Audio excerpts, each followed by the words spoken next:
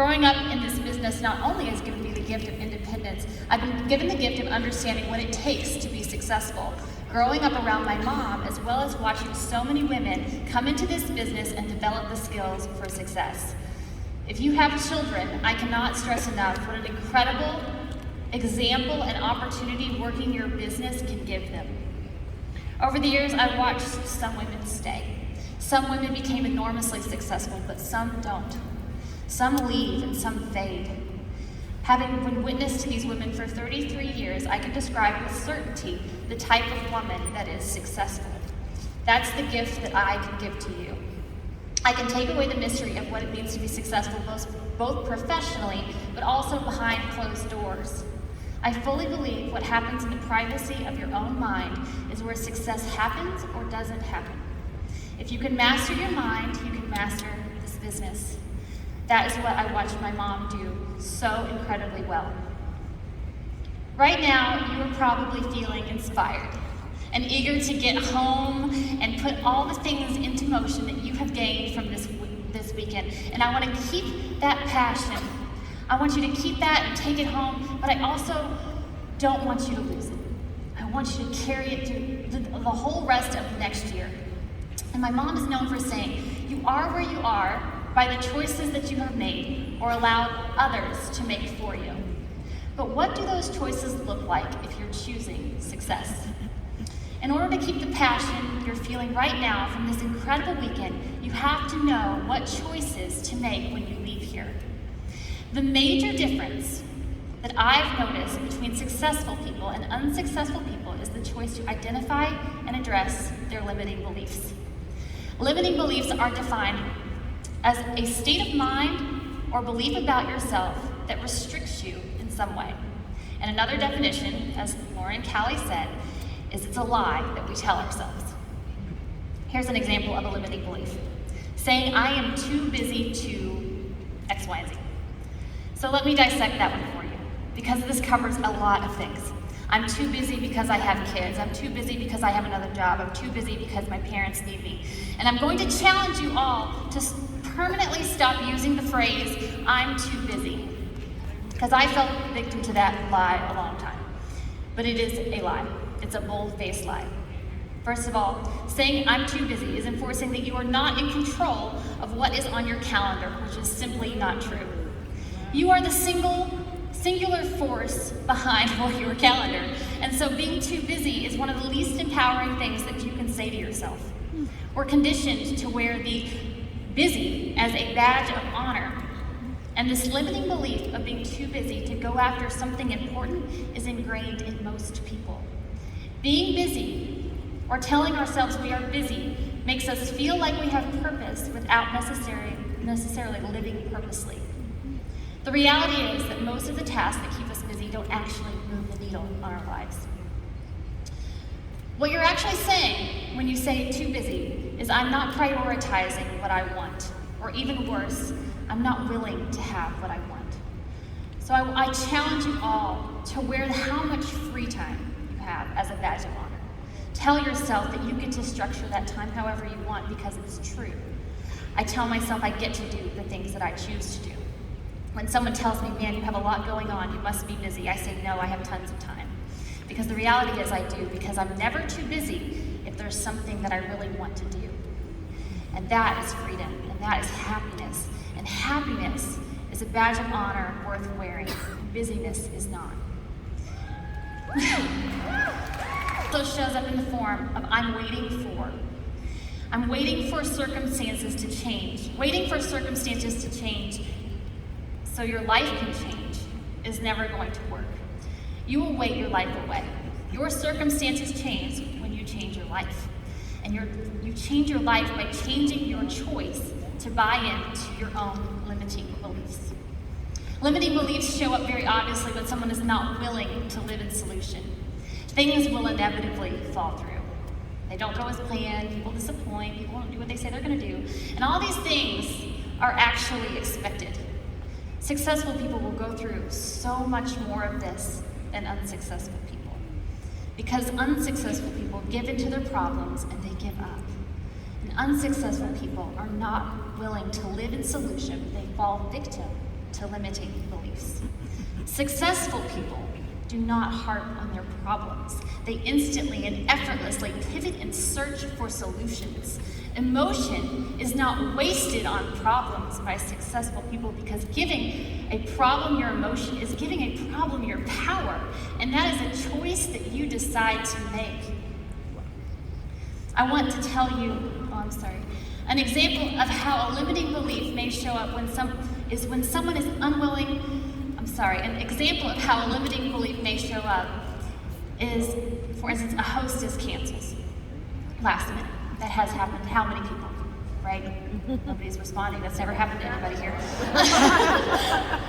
And so a limiting belief might be, this is an unreliable source of income, or I'm not good at this, or this isn't right for me. And that is the example of a limiting belief. That's how you know it's a limiting belief. So it's your job to investigate those limiting beliefs. Because if your knee-jerk reaction isn't to reschedule, get referrals, do a virtual party, book a different party, use the time to follow up on leads, then you're not living in solution. Because it isn't a problem, it's a change of plan. But if this isn't your knee-jerk reaction, if your reaction to these things is discouragement, that's your limiting belief, and it's your job to smash it. Guys, story. A woman I know was a home economics teacher. And this teacher grew up on a dairy farm in one of the highest welfare counties in Kentucky. And while she had a loving and supportive family, they didn't have a lot. She excelled in 4-H and in school, and she got herself through college and landed a job in southern Indiana at a high school as a home economics teacher. She lived in a single wide trailer with a wood-burning stove and was living paycheck to paycheck. She was young and ambitious and wanted to make a difference to the kids in her classroom, so she went above and beyond for her students. And then one day she found out that she would be required to teach skincare to the class. So she invited a guest speaker, a Mary Kay beauty consultant, into her classroom. The lady asked if she'd ever thought about doing something like Mary Kay. The school teacher later attended a Mary Kay meeting and saw women earning ribbons and pins, and she thought it looked a lot like 4-H, and so she figured she would sign up, because she knew how to earn a ribbon and a pin. Then she hosted a business debut. She invited a handful of friends, baked cookies, and waited for everyone to show up to kickstart her career. But no one showed up. So she ate her cookies and she cried alone. It would be very understandable for the story to end here, because limiting beliefs most certainly were creeping in at this moment. I've made a mistake. People don't like me. If the story ended there, the school teacher would go on teaching and she would make a difference in her kids' lives. Dreams would slip through fingers. However, the school teacher was a good person with high morals, so her life would have been meaningful no matter what. But it certainly wouldn't have begun to tap into her true purpose and potential. The school teacher in this story is my mother, National Sales Director Emeriti Linda Tupin. Eating cookies and crying alone. Linda's limiting beliefs weren't given the power of her attention, and she kept going. She chose to live in solutions. She worked as a school teacher, a waitress, and a Mary Kay beauty consultant, and she really caught the vision when she attended seminar. She knew she'd let nothing stop her because she realized her potential that was given to her the day she entered this world. The potential that every single person in this room is worthy of seeing. She never let go of her dream of helping children, but realized that her influence of them for a few hours a day was nothing compared to the influence of their mothers.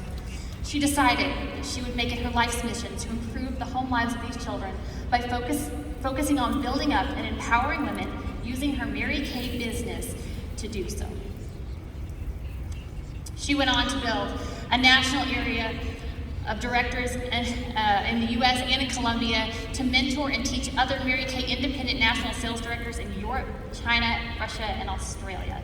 She had 2 kids, myself and my brother. Saying Neil and I had an exceptional childhood is an understatement. We had a life more beautiful than that school teacher could have dreamed. Growing up, we got to go on wonderful family vacations, and my brother and I got to indulge our interests and our hobbies.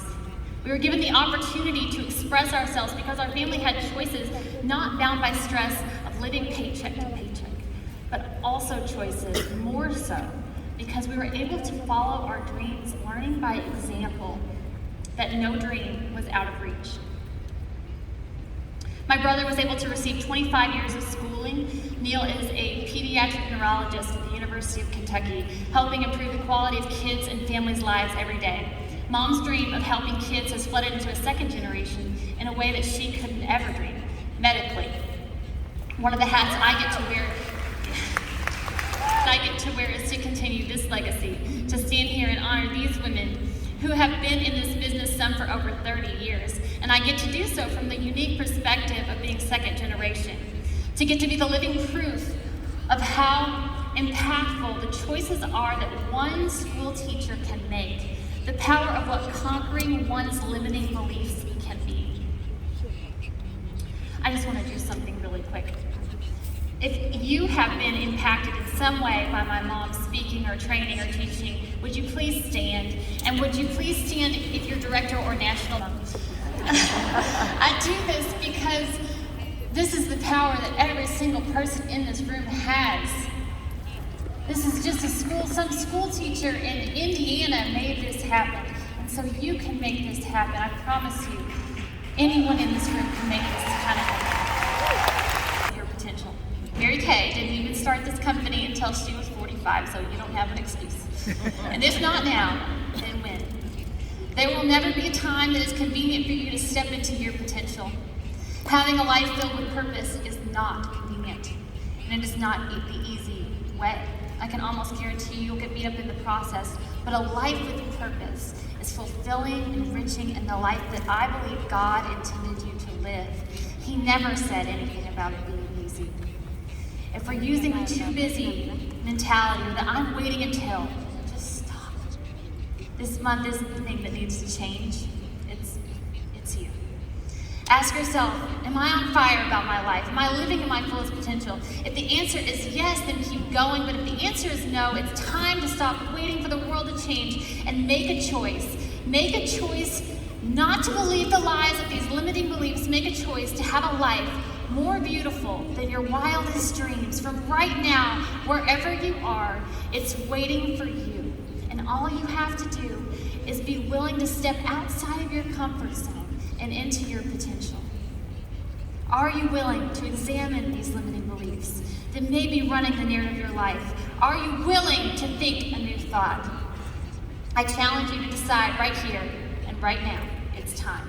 If you have a dream in your heart or an idea in your soul, believe in that dream and in that idea. Don't push it by the wayside. Step into your purpose and listen. God is speaking to you. I see you, no matter where you are or where you've been or what you've been through. I believe in you, and I'm so excited for you to make the choice to reach out and grab what is waiting for you. Thank you for allowing